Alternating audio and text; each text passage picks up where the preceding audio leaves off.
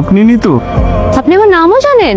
ঢাকা থেকে আসতে এতক্ষণ সময় লাগে? কইছিলি এতক্ষণ? আসার সময় ওরা আমাদের গ্রামটা একটু ঘুরে দেখাতে নিয়ে আসতো। ও হচ্ছে আমার বন্ধু হাসান, ও কিছুদিন থাকবে বুঝছো। আসসালামু আলাইকুম। ঠিক আছে, ভালো করছে। ওয়ালাইকুম সালাম। নিতু, আসি মা।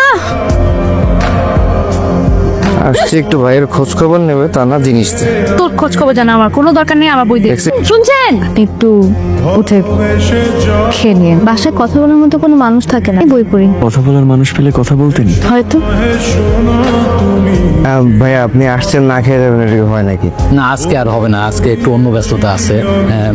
আজকে না, ও আর একদিন আসবো। এই লোকটাকে ওনার সাথে আমার বিয়ে ঠিক হয়েছে। আমি শুধু বইয়ের ভাষা না, মানুষের চোখের ভাষা পড়তে পারি। আপনি কোথাও যাবেন না, আপনি চলে গেলে আমার কথা শুনবে কে?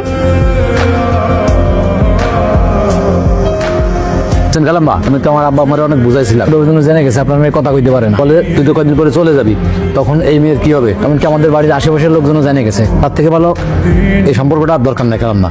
হ্যাঁ আমি যাই। সালাম আলাইকুম।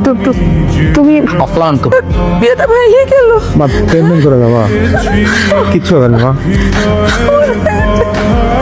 কিচ্ছু হবে না। এটা বড় কিছু না মা, ঠিক হয়ে যাবে সব কিছু। আসলে মানুষের জীবনটা ঘটনাবহুল, এখানে সুখ থাকে, দুঃখ থাকে, আবার কিছু ঘটনা মানুষকে নতুন করে বাঁচার আশা জাগায়।